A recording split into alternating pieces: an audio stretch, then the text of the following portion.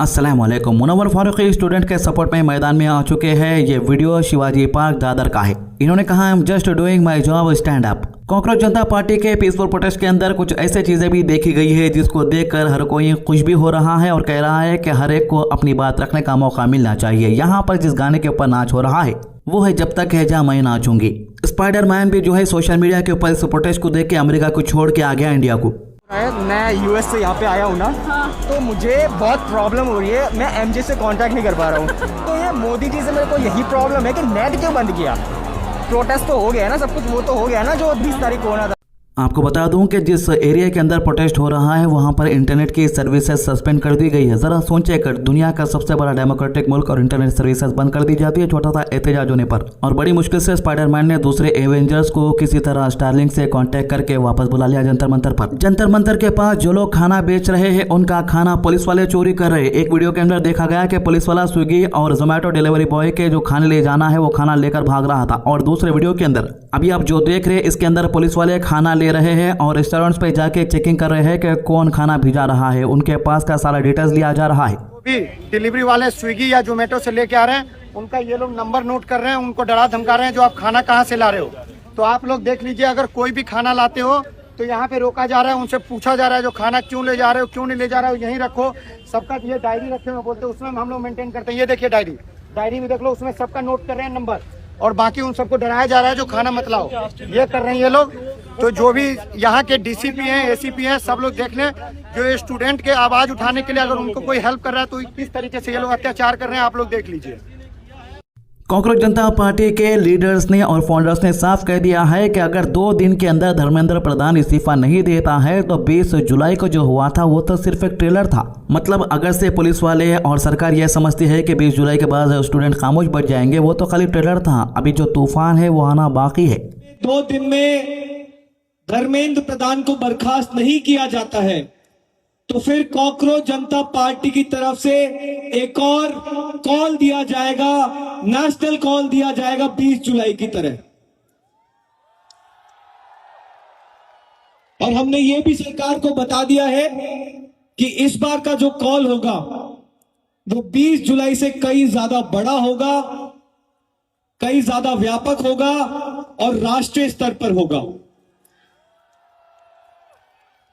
जंतर मंतर से एक और अपडेट ये आ रही है कि जुनैद जो अभिजीत दीपके के साथ हमेशा दिखाई देते हैं, जब से अभिजीत दीपके एहतजाज पर बैठा है तब से ये वहां पर लोगों को खाने का इंतजाम कराते हैं, पानी का इंतजाम कराते हैं और यहां तक के लोगों की मदद भी करते हुए काफी ज्यादा वीडियोस इनके देखे गए। फैमिली इनकी उत्तर प्रदेश में रहती है। उत्तर प्रदेश के पुलिस वाले इनके फैमिली के घर को जाकर इनकी बहन को परेशान कर रहे, माँ बाप को परेशान कर रहे, इनके रिश्तेदारों को तक परेशान कर रहे। इस मामले पे सैयद अय्यूब का क्या कहना है, आइए सुनते हैं। अभिजीत की जिम्मेदारी है कि हमारे भाई को प्रोटेक्ट करे, हमारे भाई का साथ दे और उसके ऊपर जो जुल्म ज्यादती हो रही है उसके साथ खड़े रहे। तू भी अभिजीत कन्हैया के जैसा हो जाएगा तो मुसलमान कभी भी किसी के ऊपर भरोसा नहीं करेगा। तो कॉकरोच जनता पार्टी यानी सीपीजे के फाउंडर अभिजीत दीपके और सौरभ दास ने एक प्रेस कॉन्फ्रेंस करके 20 जुलाई को दिल्ली के जंतर मंतर पर हुए एहतजाज के दौरान दिल्ली पुलिस और रैपिड एक्शन फोर्स यानी आरआईएफ के रवैये पर सख्त तनकीद की। दोनों लीडर मीडिया से बात करते हुए बोले कि उस दिन पीसफुल तरीके से प्रोटेस्ट करने वाले लोगों के साथ नाइंसाफी हुई और ज़रूरत से ज़्यादा फोर्स इस्तेमाल किया गया। इनका इल्ज़ाम है कि प्रोटेस्ट के दौरान कई मुजाहिरीन के साथ बदसलूकी की गई और कुछ खवातीन प्रोटेस्टर्स के साथ भी गलत रवैया इख्तियार किया गया। प्रेस कॉन्फ्रेंस के दौरान सीपीजे लीडर्स ने कहा कि जो भी अफसर या सिक्योरिटी पर्सन इस क्रैकडाउन में शामिल थे और जिन पर तशद्दुद या बदसलूकी के इल्ज़ाम थे उन सबको कानूनी तौर पर जवाब देना होगा। इन्होंने दावा किया कि पार्टी हर उस शख्स के खिलाफ लीगल एक्शन लेगी जिसने वो जिम्मेदार समझती है। इनका कहना था कि चाहे कोई कितना ही बड़ा अफसर क्यों ना हो, अगर उसने कानून की खिलाफ वर्जी की है तो उसके खिलाफ एफआईआर दर्ज कराई जाएगी और उसे कानून के सामने जवाब देना पड़ेगा। कॉकरोच जनता पार्टी ने यह भी ऐलान किया है कि वो एक डेडिकेटेड वेबसाइट लॉन्च करने जा रही है जहां आम लोग अपने पास मौजूद फोटोज और वीडियोज अपलोड कर सकेंगे।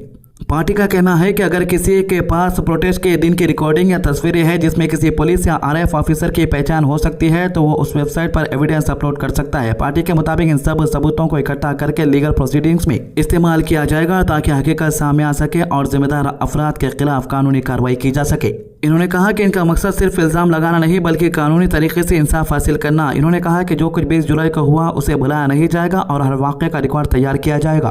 पार्टी के मुताबिक प्रोटेस्ट में शामिल लोगों के पास जो भी सबूत है उन्हें जमा करके कोर्ट के सामने पेश किया जाएगा। इसके अलावा हैदराबाद से भी एक बड़ी खबर सामने आ रही है, जहां बीआरएस पार्टी के वर्किंग प्रेसिडेंट केटी रामाराव ने प्राइम मिनिस्टर मोदी पर सख्त तनकीद की। केटीआर ने कहा कि मुल्क की सियासत अब एक नए मोड़ पर खड़ी है और आज जेन ज़ी यानी नई नस्ल के नौजवान पुरानी सोच से बिल्कुल मुख्तलिफ है।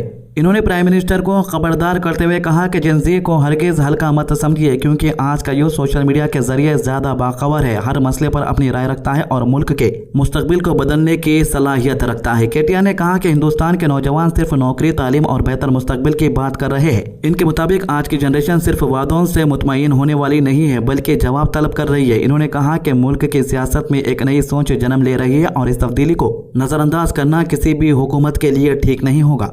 अपनी तकरीर के दौरान केटीआर ने नेपाल और श्रीलंका की मिसाल देते हुए कहा कि जब नौजवान के साथ खड़े हो जाते हैं तो बड़े से बड़े सियासी निज़ाम भी हिल सकते हैं। इन्होंने कहा कि तारीख गवाह है कि जब यूथ अपनी आवाज़ बुलंद करता है तो उसकी गूंज दूर तक सुनाई देती है। इसलिए हुक्मरानों को चाहिए कि वो नौजवानों के जज्बात, उनकी उम्मीदें और उनके मुस्तकबिल को संजीदगी से समझे। केटीआर ने अपनी तनकीद को मजीद तेज करते हुए कहा कि आज की जनरेशन किसी एजेंसी से नहीं डरती। इन्होंने कहा कि ये नस्ल IT, ED या CBI के नाम से खौफजदा होने वाली नहीं है। यही वजह है कि कल चार मीनार के पास भी एक बड़ा एहतजाज देखने को मिला। स्टूडेंट की तरफ से हर स्टूडेंट के ऑर्गेनाइजेशन ने यह एहतजाज को ऐलान किया था और स्कूल कॉलेजेस भी कल बंद थे। केटीआर ने कहा, आपने गलत जनरेशन को चैलेंज कर दिया। ये जनरेशन पिछले 12 सालों में जो कुछ भी गलत हुआ उसके खिलाफ गुस्से में है और अपनी आवाज उठाना जानती है। नौजवान सिर्फ सियासी नारे नहीं लगा रहे बल्कि रोजगारी, महंगाई और भूख जैसे मसाइल का सामना कर रहे। केटीआर के मुताबिक जब एक नौजवान के पास रोजगार नहीं हो, तालीमी निज़ाम पर सवाल उठ रहे हो और मुस्तकबिल गैर यकीनी नजर आए तो इनका गुस्सा फितरी बात है। इन्होंने दावा किया है कि यह गुस्सा वक्त के साथ और मजबूत होगा और एक दिन सियासी तब्दीली का सबब बन सकता है। प्राइम मिनिस्टर नरेंद्र मोदी को मुखातिब करते हुए केटीआर ने सवाल उठाया कि जब हर साल परीक्षा पे चर्चा की जाती है तो फिर मुल्क भर में बार बार सामने आ रहे एग्जाम पेपर लीक के वाकयात पर खामोशी क्यों इख्तियार की जा रही है। इन्होंने कहा कि लाखों स्टूडेंट अपनी मेहनत और मुस्तकबिल के लिए दिन रात पढ़ाई करते हैं, लेकिन जब पेपर लीक होते हैं तो इनकी मेहनत ज़ाया हो जाती है और इनका एतबार निज़ाम से उड़ जाता है।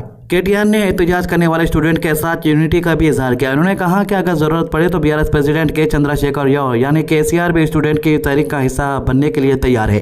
केटीआर ने कहा कि केसीआर ने सोशल मीडिया पर स्टूडेंट की तहरीक देखी और वो इनके जज्बे और हिम्मत से मुतासिर हुए हैं। अपनी तकरीर के आखिर में केटीआर ने उस्मानिया यूनिवर्सिटी के मशहूर स्टूडेंट लीडर जॉर्ज रेड्डी को याद किया और इनका मशहूर जुमला दोहराया, जीना है तो मरना सीखो, कदम कदम पे लड़ना सीखो। केटीआर ने कहा कि 50 साल से ज्यादा वक्त गुजरने के बावजूद ये अल्फाज आज भी स्टूडेंट की तहरीक में उतने ही मायने रखते हैं जितना उस दौर में रखते थे। इनके मुताबिक जब तक नौजवान अपने हकूक के लिए आवाज उठाते रहेंगे तब तक ये पैगाम जिंदा रहेगा। एक तरफ बीआरएस इस मौक़िफ़ को नौजवानों की आवाज करार दे रही है, जबकि दूसरी तरफ सियासी मुखालिफिन इस बयान पर अपनी तनकीद भी पेश कर रहे हैं। फिलहाल स्टूडेंट के एहतजाज, पेपर लीक का मसला और नौजवानों के मुस्तकबिल का मौजू मुल्क की सियासत में एक बार फिर मरकजी बहस बन चुका है। तो ये थी अभी तक की अपडेट। आज की अच्छी बात, हुजूर सल्लल्लाहु अलैहि वसल्लम ने फरमाया, 4 चीज़ें खुशबख्ती अलामतें हैं, नेक बीवी, खुशादा घर, अच्छा हमसाया और अच्छी सवारी, और 4 चीज़ें बदबख्ती की अलामत है, बुरा हमसाया, बुरी बीवी, तंग घर और बुरी सवारी। इब्ने हिब्बान 4032। हमारे चैनल को सब्सक्राइब कीजिए, वीडियोस को ज़्यादा से ज़्यादा लोगों तक शेयर कीजिए। अल्लाह हाफिज़।